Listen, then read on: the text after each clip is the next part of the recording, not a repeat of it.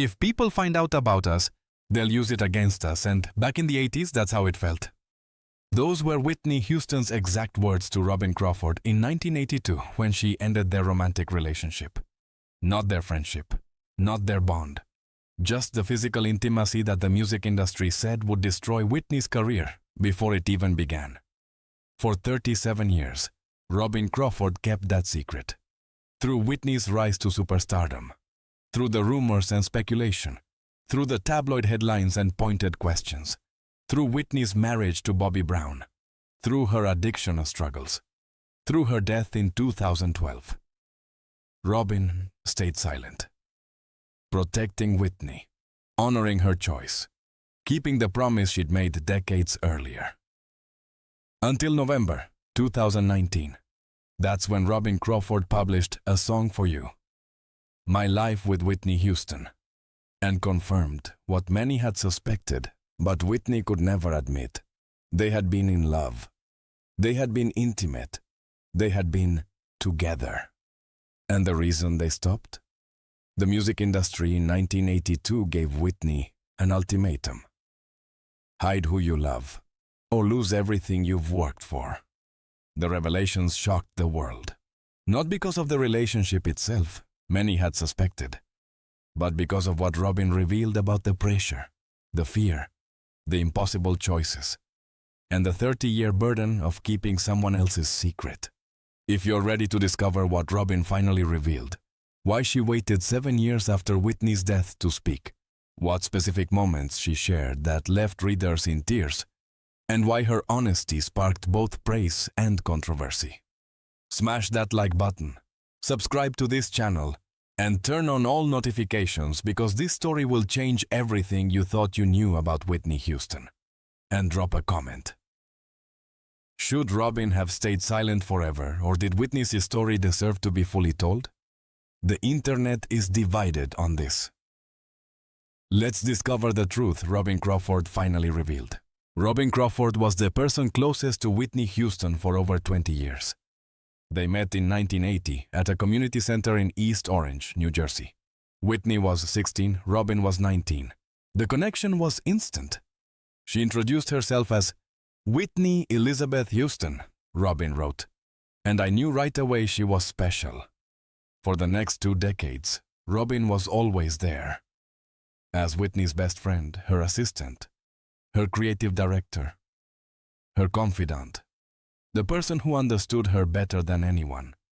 But there was always one question following them. What was the real nature of their relationship? The rumors started almost immediately when Whitney became famous in 1985. 2 women, always together, inseparable. The tabloids speculated endlessly. Whitney denied it consistently. In a 1996 interview with Katie Couric, she said, "Lesbian and gay, I'm not. 2 titles I can't claim." And Robin said nothing. Publicly, she was Whitney's best friend. Period.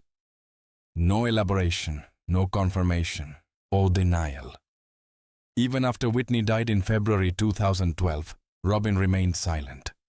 She attended the funeral privately. She grieved away from cameras. She kept Whitney's secrets buried. For 7 years after Whitney's death, Robin Crawford maintained her silence.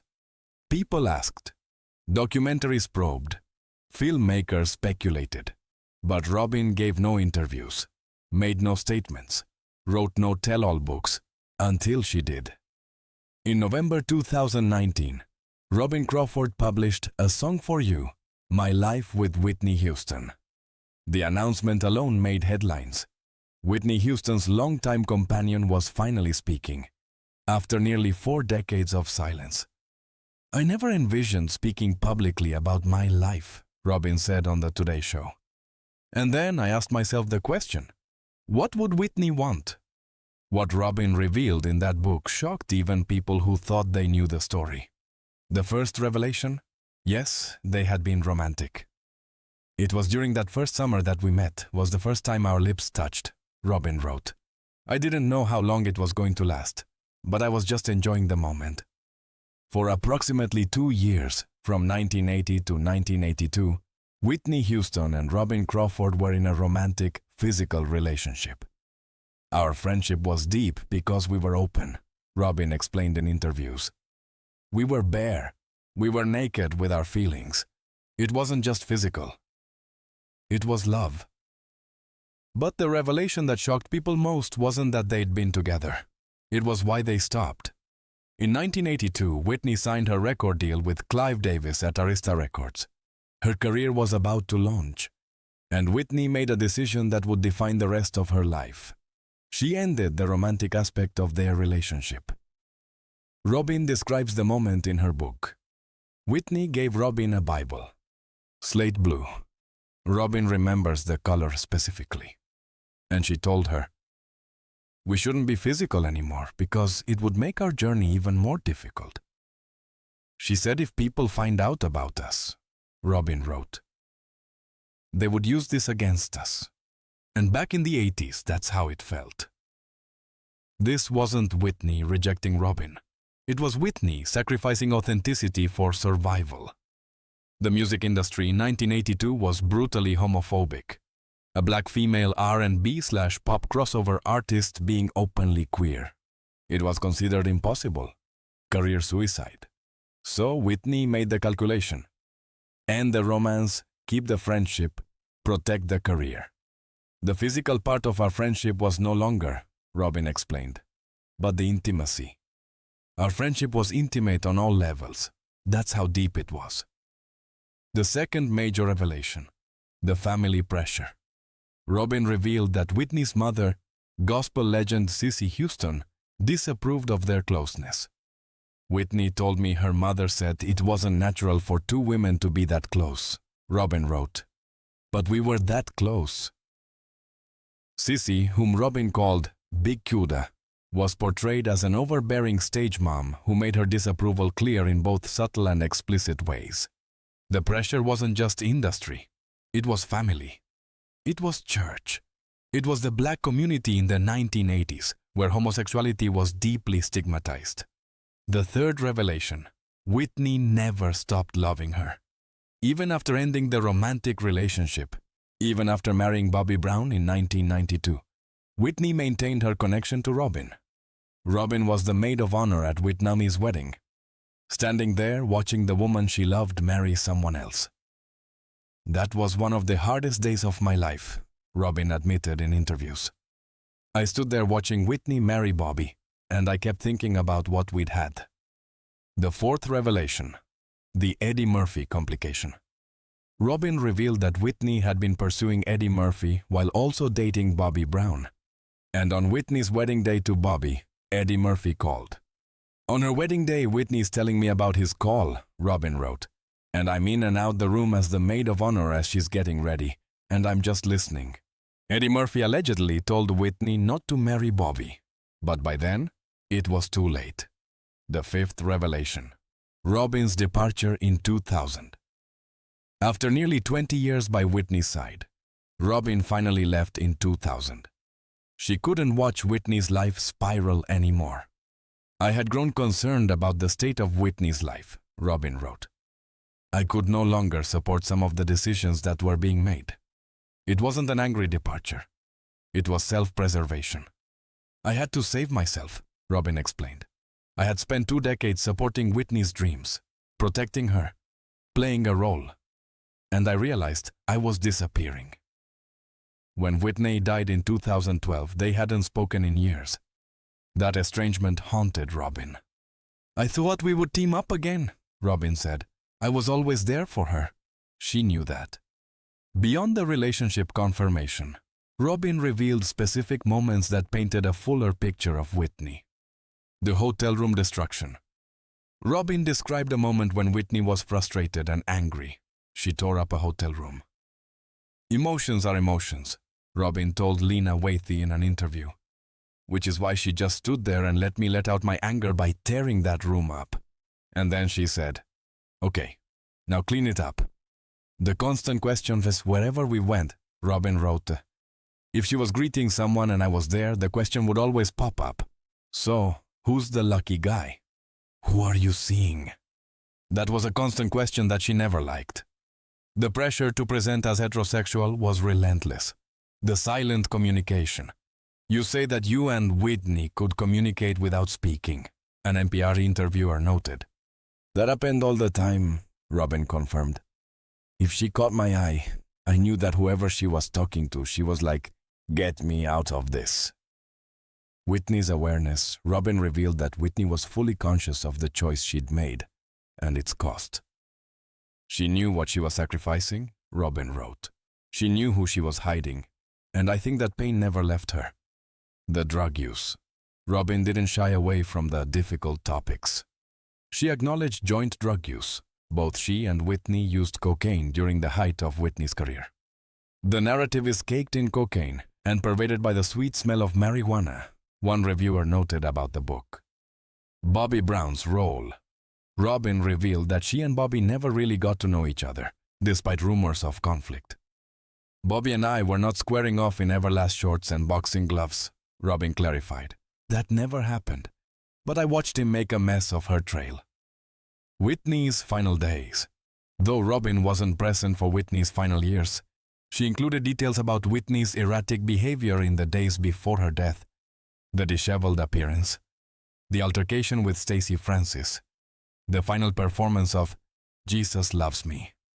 The book's release sparked intense reactions, both positive and negative. Praise. Many celebrated Robin's honesty. LGBTQ+ advocates called the book important for showing the cost of closeting. Whitney Houston's story shows what the closet does to people, said one activist. The hiding, the pressure, the sacrifice, it's deadly. Fans appreciated finally understanding Whitney's struggles more fully. Reading Robin's book made me understand Whitney's pain in a new way, one reader wrote. Criticism. But others accused Robin of exploitation. Why didn't she say all this when Whitney was alive? Critics asked. Why wait until she can't defend herself? Some felt Robin was profiting from Whitney's story without her permission. Cissy Houston initially said, "I don't believe it," though she later softened her stance. The age difference controversy. Some people pointed out that Robin was 19 and Whitney was 16 when their relationship began, raising questions about appropriateness. Robin's defense. Robin addressed the criticism directly. I wrote this book not to exploit Whitney, but to honor her, to let the world know. Whitney Houston loved it deeply. She sacrificed greatly, and she deserved to be celebrated for who she really was. After many years of seeing her story dictated by others, Robin explained, "This is my story to tell." The cultural conversation.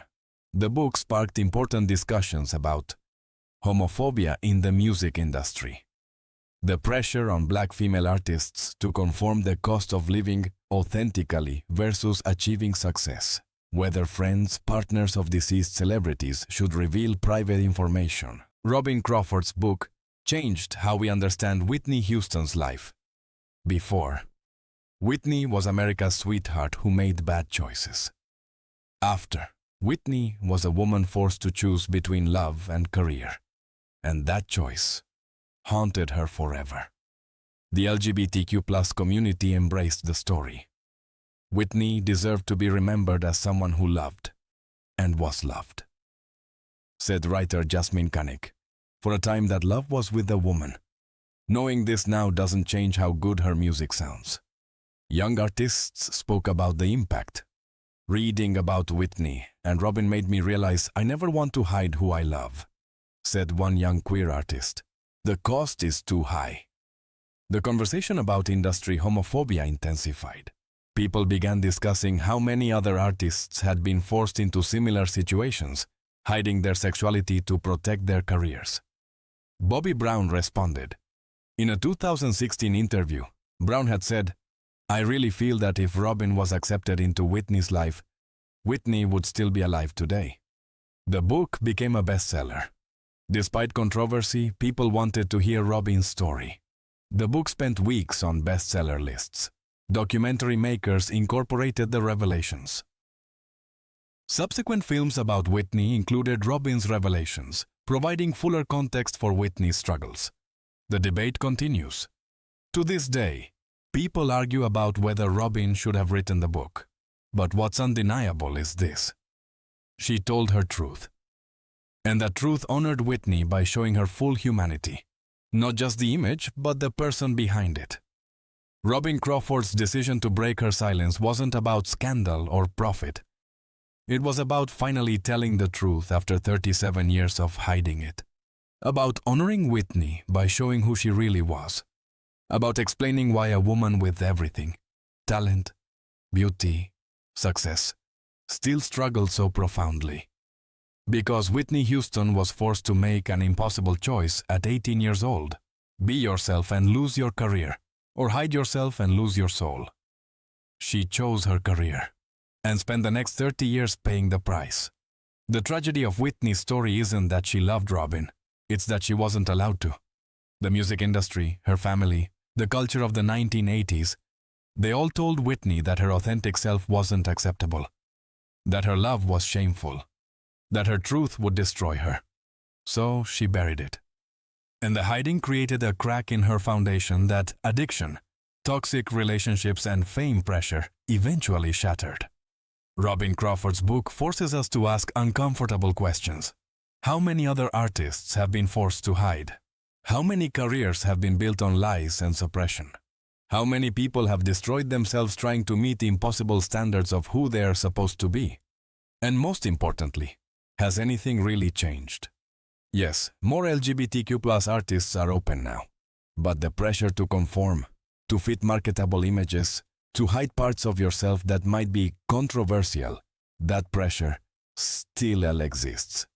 Whitney Houston's story is a cautionary tale, but also a call to action. Don't let anyone tell you that success requires hiding who you are. Don't sacrifice authentic love for approval. Don't spend your life performing a version of yourself that isn't real, because the cost, as Whitney's life showed us, is too high. If Robin Crawford's revelations shocked you, if they made you see Whitney Houston differently, if they made you think about the price of fame and the cost of hiding, here's what to do. 1.